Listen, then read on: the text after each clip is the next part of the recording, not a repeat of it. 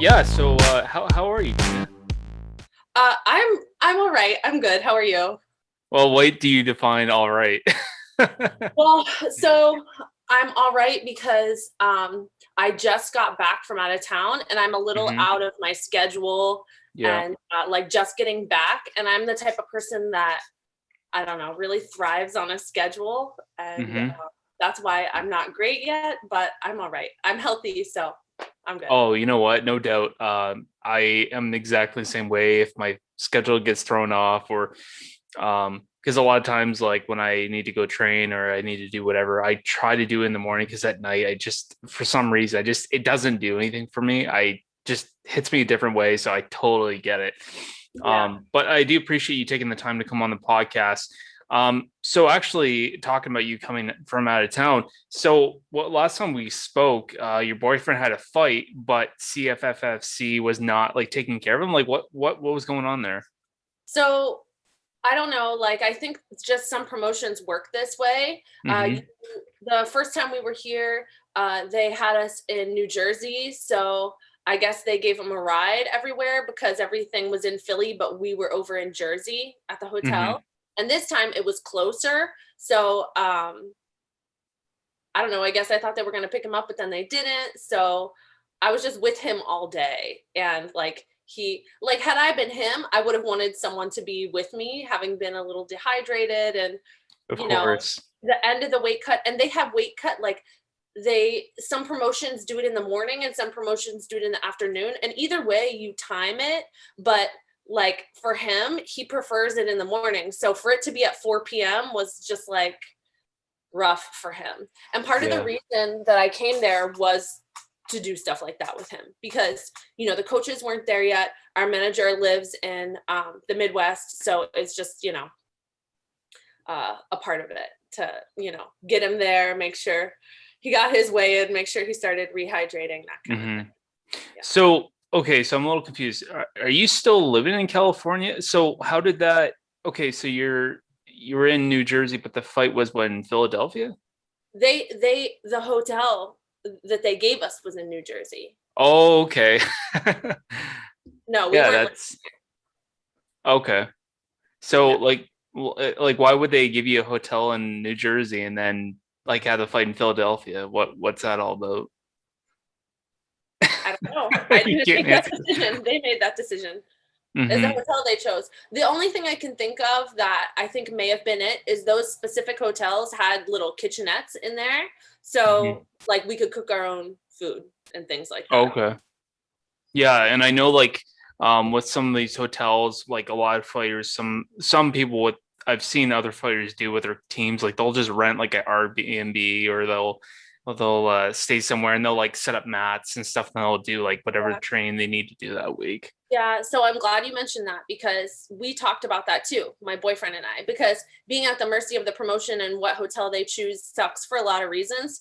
Number one is like he doesn't have to cut a lot of weight, but most fighters do. And I had hmm asked about like a bathtub in there because there's no jacuzzis, there's no saunas, things like Yeah, that. yeah.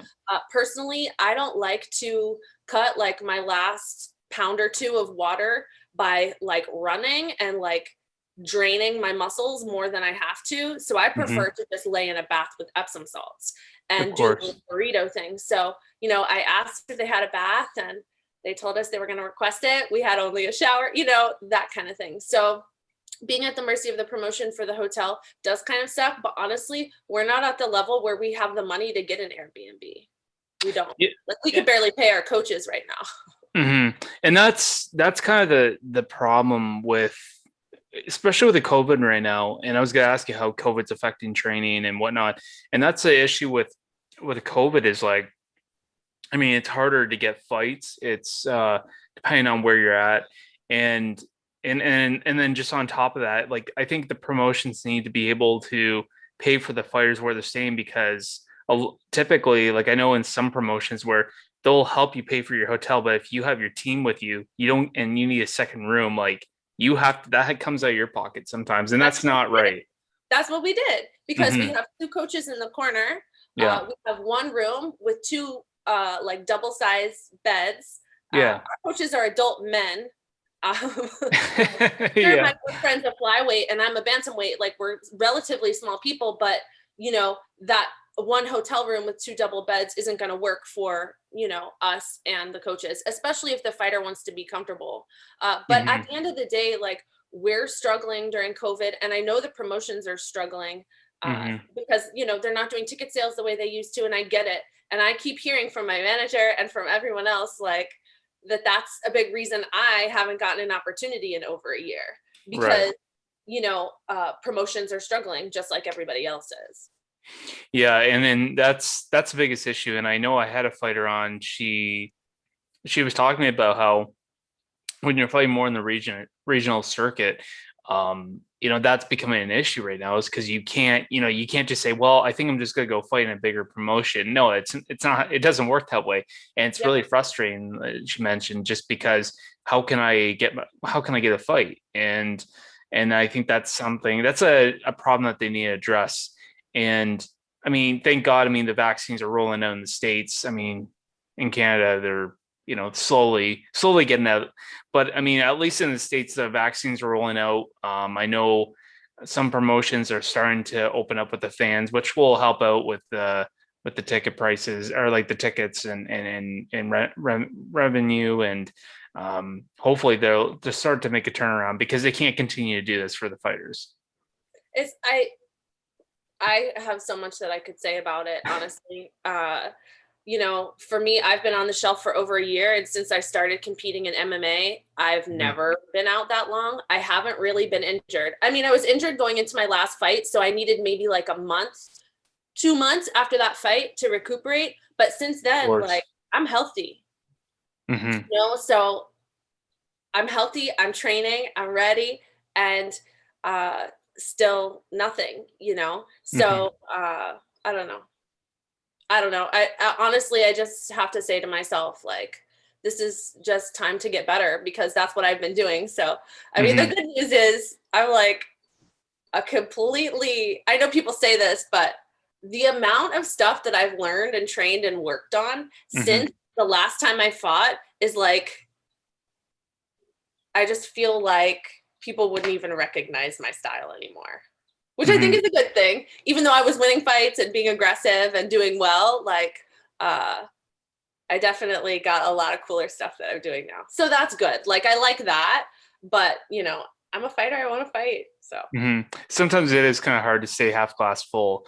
Um, but just kind of moving on. So I mean, the last few years, you started at least you started fighting.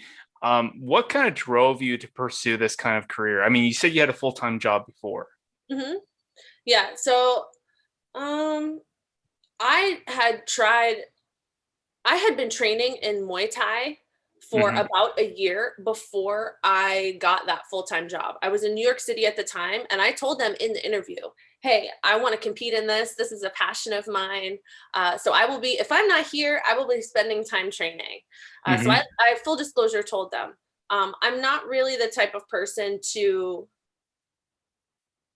uh, like, if I set my mind to something, I'm going to be the best at it. I Hmm. am going to win, win, win. I'm going to excel. I'm going to put all my time and energy into it. If I care about it, it's mine. And so when I got that job, I ended up sort of focusing more on that, right? So long story short, I was there for a long time and I really loved that job, but it was really high stress. And it took me a while to come around to the idea that, like, oh, if I want to be happy, I'm just going to have to compete in martial arts because, like, I knew deep inside me that I wasn't going to be happy unless I did it. And Right. I think that a lot of people lack that intuition or don't listen to themselves enough and they end up miserable. So I made a shift and, decided that this is what I wanted to do. I think when you listen to yourself, like listen to your intuition, to your gut, to your heart, that you really know the answer. So it was just a passion of mine that, like, without it, I wouldn't feel fully who I am. There is nothing in the world that Hmm. engages me more than learning, training, competing in martial arts. Like it truly like fulfills like every part of me. So for me to not do it wouldn't make any sense. Hmm. Now, if you don't mind me asking, what did you do before MMA?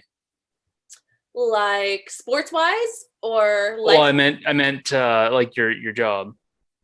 Oh yeah, I was director of communications at a professional women's networking organization. Wow. I mean, going back now, like telling people, yeah, I punch people in the face for a living. Yeah. What Well, would they be saying? well, the cool thing is that all of my staff that I worked with were fully supportive because they knew me and they saw how passionate I was. Hmm. They saw me winning my amateur fights, coming to Zoom meetings because I worked remotely from California while most of them were still in New York City. Oh, So okay. they would see me on Zoom meetings at 5 in the morning my time, like with little black eyes and things like Yeah. that. So they knew, like, it wasn't a surprise when I was like, hey, I'm going to leave to pursue this full time. Um, but that said, people that know me from when I was like really young, when I grew up in Florida, some of them are surprised. They're Hmm. like, whoa, you were just so sweet. And, uh, I don't know, nonviolent and all that. They knew that I was good at sports. I've always thrived in sports, and like been a leader and things like that. But, I think some of the people who knew me when I was really young are more surprised than the people who worked with me at my full-time job. Yeah. Okay. And I guess who gave you the nickname the Predator? Was it you, one of your teammates? Not me. No, it was my brother. Oh, So wow. Okay. yeah, so my brother actually did martial arts when we were younger while I did gymnastics. He did everything. He wrestled, he did jujitsu, he did Muay Thai. He had some Hmm. smokers, he had some jujitsu tournaments and stuff like that. He wrestled in high school. And I never did martial arts at all until I was in grad school or after I graduated grad school in New York City and things like that. So he's always really supported me. He knows martial arts like really well. Like he analyzes things and knows it inside and out. Very technical mindset. And he created like the caricature logo for my shirts. Oh, And when okay. he did that, he called me the Predator. And so what I did, I was like, uh, I don't know, is this what I want to go with? And then I sent a message to some of my friends at the time to run it by them, and they said they thought it was a good one. So we went with it. That's awesome. Yeah, I don't know if I had to go with a nickname, I would have to go with something like the Predator. It's just so vicious. I love it. Yeah. Uh, And that's how it and feels. Like people ask you when you're in there, like what you're thinking. It's like, I'm not thinking. I'm ready to attack my prey. That's how it is. yeah, You yeah. know? And I think you kind of have to have that kind of mindset going into a fight. You can't go in like, yeah, I got to do my job. No, like you're going in, you have to have that mindset to be able to be in the right mindset, if that makes any sense. Yeah. Yeah. Well, I think for me, it's perfectly natural because the way I tried to explain it to someone back when I was working that job is, women are so conditioned to help other people out and make everyone happy and uh, be nice. And I'm still like that. Like, I do have that in me and I am a nice person. But at the end of the day, when I'm walking out there and when I get to go out there, I don't have to look nice. Like, it's like a weight lifted off my shoulders. Like, it Yeah, is yeah. a moment for me to be everything else that's inside of me: aggressive, angry, um, violent, all of those things. So for me, it's like a deep expression of part of who I am. Hmm. Hmm. Yeah, and I guess like you have to have a bit of that switch. And there's a lot of fighters that you see out there that they're the nicest person you can talk to, and they're like they do these interviews and they're so nice, but you see them go in there and it's like a total like change, and it's like you get locked in. It's like and the way they look at the other opponent, it's like oh shit. Yeah. Yeah. um, but are you still training at Alliance at the moment? Yes. And I mean, what is it like to be able to train with such high level people? I mean, you got Michael Chandler there. I think he's still there. I mean, you got Michael Chandler isn't here anymore. I think he's like in Nashville and also Florida. oh shit, is that right? Okay, Yeah, I yeah. thought he was still training there. I Um, never got to work with him because I moved out here 2017, the beginning of 2017. mhm. And he may have visited once or twice, but he hasn't been with the team since then. Okay, well then the web's full of lies. But I mean, who do you normally primarily like? Who do you primarily train with over there in terms of the females? In terms of the females, yeah. So the female group is pretty much has always been the same for quite a while. We Hmm. got Paulina Granados, who is signed with Invicta, who is an atomweight. We have Lauren Mueller, who used to be signed with the UFC. She's a 25er. I think she's gonna fight bantamweight soon, so she's like my size. Yeah.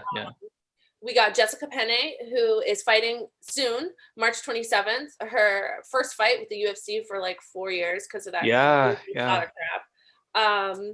And then we got, of course, Angie Hill, who just fought this weekend. Yeah. And then me, and then we have a new girl that sort of started joining the team a couple months ago. Her name is, we call her Loba, Lucero Acosta. She's my weight class. She fights with Combate Americas. Okay. But that's like the consistent crew. But we also cross train a lot with women from other gyms in the area. Okay. Planet has this, like on Friday, they do have an open sparring. So we often go there to work with fighters from all around the area. Yeah, which is good. It's okay. Great. And I mean, like, what's like the most important thing you've learned from your teammates or your peers at the gym? So I think one of the great things about being at Alliance is that we learn from their experience. So there's certain things that you do if you want to be a part of this team. You have to follow the schedule. You have to like train a certain amount of times a day. You have to show up to practice at this certain time. You have to get your work in the different disciplines and strength and conditioning and sprints and stuff like that. So having that structure, we were talking earlier about how you thrive on structure. I thrive on structure. Having that structure in place, I think is really helpful. There's a lot of things, like, honestly, my boyfriend and I are both on the team, and we both work with all those high level athletes who've been doing this for a really long time. So they act as a resource to us, honestly. Like, we ask them a lot of questions, like, oh, what's the last day that you do sprints before you fight?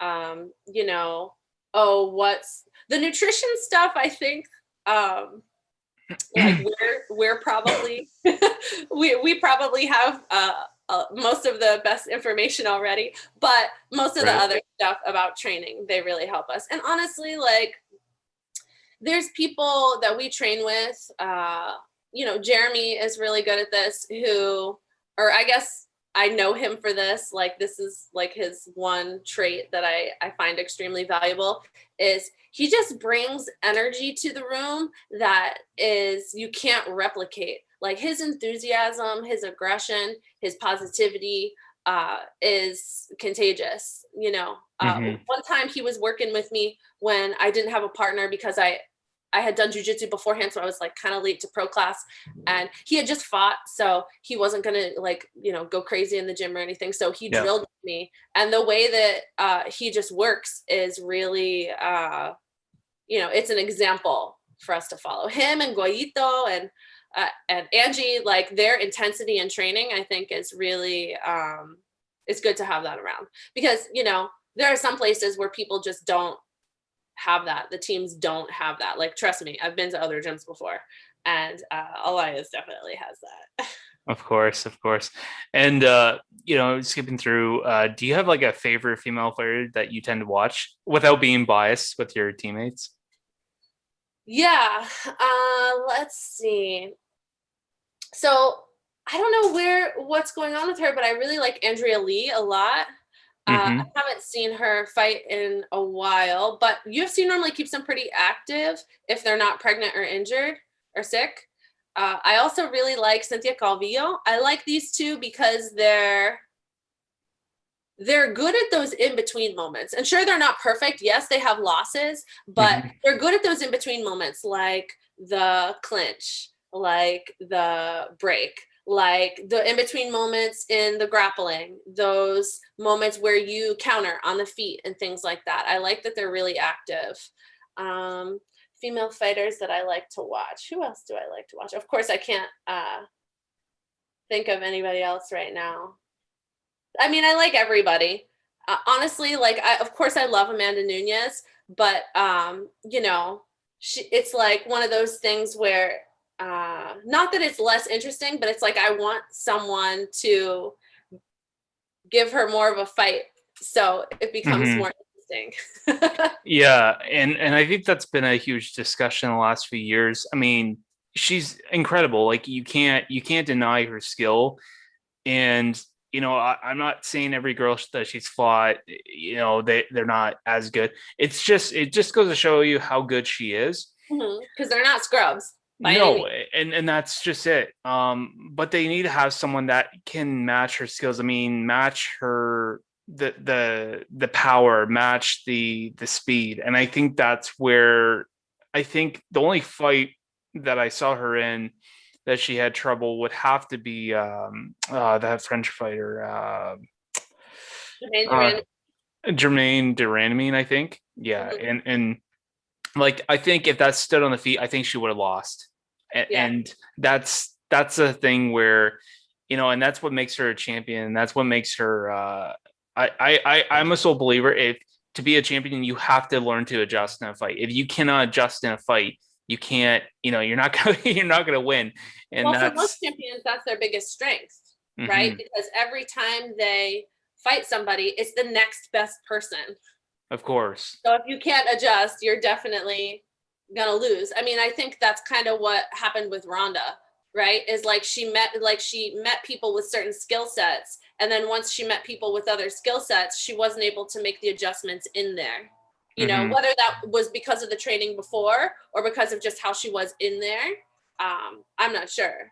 But yeah, I think that's a big thing for champs because you're always gonna face the next best person, And I thought of another one that I really liked her performance the last time I saw her fight. When Alexa Grasso fought Macy Barber, I thought that was a super exciting fight. Her boxing, like, really Very impressed. good.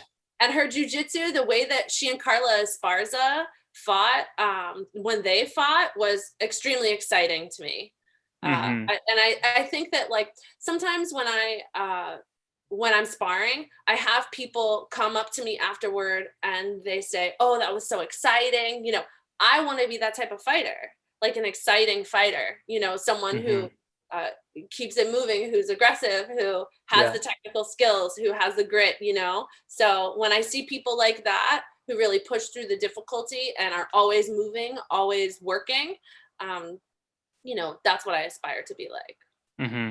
So, I mean, I think you kind of touched upon it a little bit. I know you're waiting. So, are you in the moment where you want that? Have you had any? Excuse me, sorry.